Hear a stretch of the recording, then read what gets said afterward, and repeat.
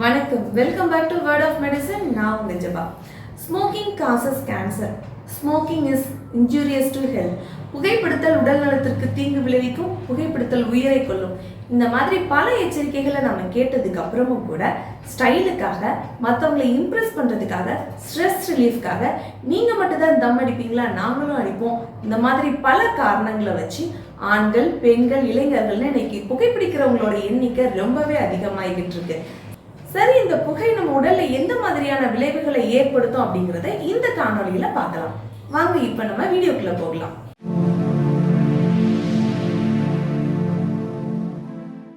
இதுதான் மனிதனுடைய சுவாச மண்டலம்.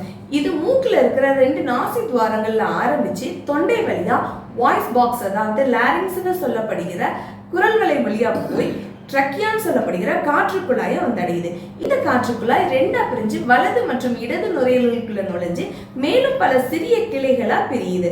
இது ஒரு மரம் போன்ற அமைப்பை உருவாக்குது. இந்த காற்று குழாய்களின் நுனியில பலூன் போன்ற சிறு சிறு அமைப்புகள் இருக்கு. இது ஆல்வியோலைன்னு சொல்றோம். இது ஒவ்வொரு லங்ஸ்லையும், ஒவ்வொரு நுரையீரலையும் 300ல இருந்து 400 மில்லியன் அளவிலான காற்றுப்பைகள் உருவாகுது. இந்த காற்றுப்பைகள் தான் நம்ம சுவாசிக்கிற காற்றுல இருக்கிற ஆக்சிஜனை உறிஞ்சி கார்பன் டை ஆக்சைடை வெளியிடுவதற்கு உதவி செய்யுது.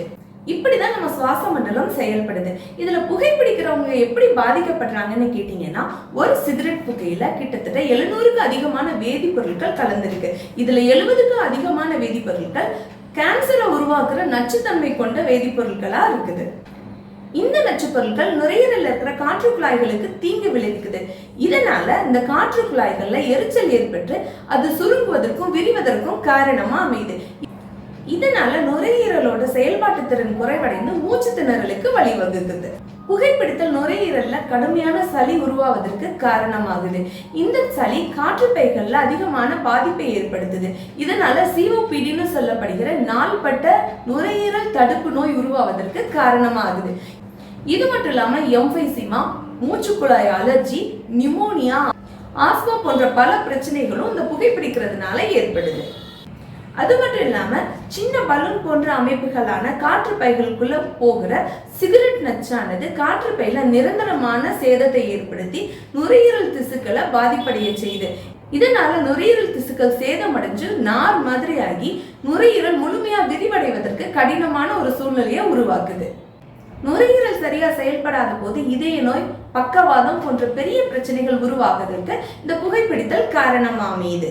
புகைப்பிடிக்காதவர்களோடு ஒப்பிடும் போது 46% இதய நோய்க்கான ஆபத்தும் 41% பக்கவாதத்திற்கான ஆபத்தும் இருப்பதாக ஆய்வுகள் சொல்லப்படுது. இதுல பெண்களுக்கு 31% இதய நோய்க்கான ஆபத்தும் 34% பக்கவாதத்திற்கான ஆபத்தும் இருப்பதாகவும் ஆய்வுகள் சொல்லுது. இந்த சிகரெட் புகையானது புகைப்பிடிப்பவர்களை மட்டும் இல்லாம அவங்களை சுத்தி இருக்கிறவங்களுக்கும் பாதிப்பை ஏற்படுத்துது. புகைப்பிடிக்கும் போது வருகிற 2ஆம் புகையை சுவாசிப்பவர்கள், அதாவது புகைப்பிடிப்பவர்களோடு நேரம் செலவிடுபவர்களும் இதய நோயாலையும் பக்கவாதத்தாலையும் பாதிக்கப்படுவதற்கு வாய்ப்புகள் அதிகமா இருக்கு. இதுலயும் குழந்தைகளுக்கு நுரையீரல், காற்று குழாய்கள், காற்றுப்பைகள் அப்போதுதான் வளர்ச்சி அடைந்திருக்கிற நிலைமையில இருக்கும் பொழுது இந்த சிகரெட் புகையில் இருக்கிற நச்சானது குழந்தைகளுக்கு நுரையீரல் தொற்று ஏற்படுத்துவதற்கு அதிக வாய்ப்பா அமையுது. குறைஞ்சபட்சம் ஒரு வீட்டுல ஒருத்தர் புகைப்பிடிக்கிறவரா இருக்கும் பொழுது அந்த வீட்டுல இருக்கிற குழந்தைங்க ஆஸ்மா, நிமோனியா, சளி போன்ற நோய்களால பாதிக்கப்படுவதற்கு அதிக வாய்ப்புகள் இருக்கு. இவ்வளவு பிரச்சனைகளை ஏற்படுத்துற இந்த புகையை நம்ம விடுறதுதான் நம்ம ஆரோக்கியமான வாழ்வுக்கு வழிவகுக்கும். ஆரோக்கியமான சமுதாயத்தை நோக்கி அனைவரும் அறிவோம். அன்றாட மருத்துவம். நன்றி.